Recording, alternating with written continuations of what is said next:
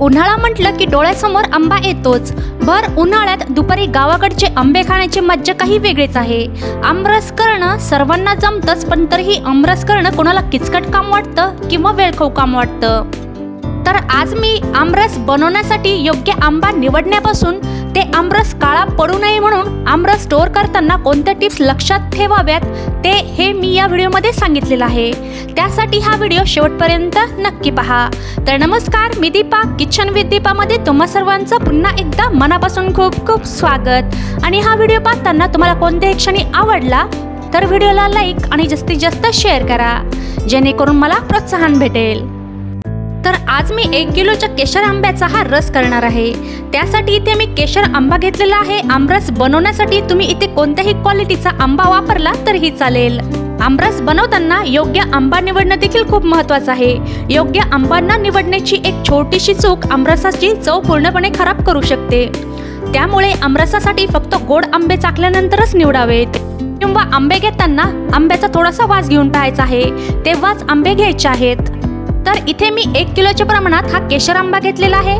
केशर ही आंब्याची एक जात आहे। अगदी कमी वेळेत केशरनं देशातच नाही तर परदेशातही लोकप्रियता मिळवलेली आहे। केशरच्या गोडव्याने लहानांपासून ते वयोवृद्धांच्या मनात एक वेगळं स्थान मिळवलेलं आहे। जसा हापूस आहे तसं केशरची जागा आपण कोणीच घेऊ शकत नाही। हा केशर कसा निवडायचा, तर त्याचा आकार थोडासा अंडाकृती असतो आणि टोकदार देखील असतो। त्याला थोडासा हिरवा डाग असतो आणि एक चमकदार पिवळी त्वचा असते। तर सर्वात अगोदर आंबा किमान 1 ते 2 तास तरी पाण्यात भिजवून ठेवायला हवेत। आंब्यात जास्त प्रमाणात उष्णता असते, त्यामुळे बाजारातून आंबे आणल्यावर पाण्यामध्ये भिजत ठेवावे। आणि हे पाण्यात ठेवल्यानं काय होतं, आंब्यातील उष्णता कमी होते आणि आंबा थोडा जास्त खाल्ला गेला तरी तो बाधत नाही।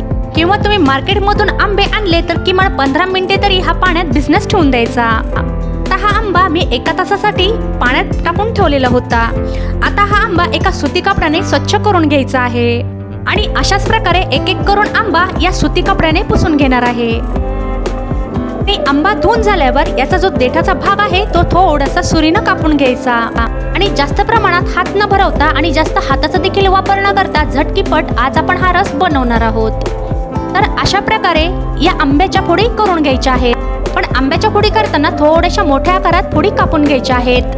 आणि अशा प्रकारे या फोडीला उभे आणि आडवे असे कट्स मारून घ्यायचे आहेत, ते करून याचे असे क्यूब्स तयार होतील। त्या प्रकारे या आंब्याच्या फोडी कापल्याने लवकरात लवकर याचा गर बाहेर निघून येतो आणि जास्त हात देखील भरत नाही। कमीत कमी वेळेमध्ये आपण अशा प्रकारे हा आमरस बनवू शकतो। तर तुम्ही पाहू शकता अशा प्रकारे मी हे क्यूब्स तयार करून घेतलेले आहेत। आणि या कापून घेतलेल्या आंब्याच्या छोट्या छोट्या फोडी या मिक्सरच्या भांड्यामध्ये टाकून द्यायच्या आहेत। जर अशा पद्धतीने या फोडी कापून घेतल्या तर खूपच कमी वेळेमध्ये आमरस बनवून तयार होतो आणि जास्त हात देखील भरत नाही। अशा प्रकारे हे क्यूब्स कापले की सहजपणे सालीपर्यंत हा आंब्याचा गर पूर्णतः बाहेर निघून येतो आणि ही प्रोसेस जास्त वेळ खाऊ देखील नाही। आणि जर आपण आंबा पिळून जर रस तयार केला तर आतमध्ये कधी आंबा काळा असू शकतो। तर अशा पद्धतीने जर हा आंबा कट करून घेतला तर आपल्याला आतमध्ये तो खराब आहे की नाही हे लगेच कळतं। तर पाहू शकता सालीला अजिबात हा गर राहिलेला नाही। अशाच पद्धतीने फोडी करून घ्यायच्या आहेत आणि त्याचे छोटे छोटे तुकडे कापून घ्यायचे आहेत। आणि अशाच पद्धतीने सर्व आंब्याच्या फोडी कापून हा गर या मिक्सरच्या भांड्यामध्ये टाकून द्यायचा आहे। आणि कोळीला जो आंब्याचा काही गर राहिलेला आहे तो देखील चाकूच्या सहाय्याने असा काढून घ्यायचा आहे। आता मिक्सरमध्ये सर्व आंब्याच्या फोडी कापून टाकलेल्या आहेत। आता आवडीनुसार यामध्ये साखर टाकायची आहे। तर इथे मी पाऊण वाटी एवढी साखर घेतलेली आहे, ती या मिक्सरच्या भांड्यामध्ये टाकून दिलेली आहे। साखरेचा वापर तुम्ही तुमच्या आवडीनुसार कमी जास्त करू शकता। सोबतच 2 ते 3 आईस क्यूब्स घेतलेले आहेत।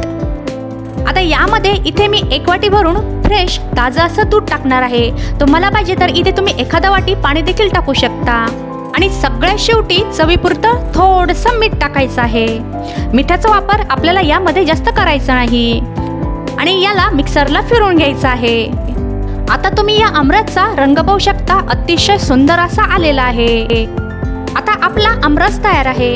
यामध्ये तुम्ही वेलची पूड देखील ऍड करू शकता बरं का, पण मला यामध्ये वेलची पूड आवडत नाही, त्यामुळे मी ती स्किप केलेली आहे।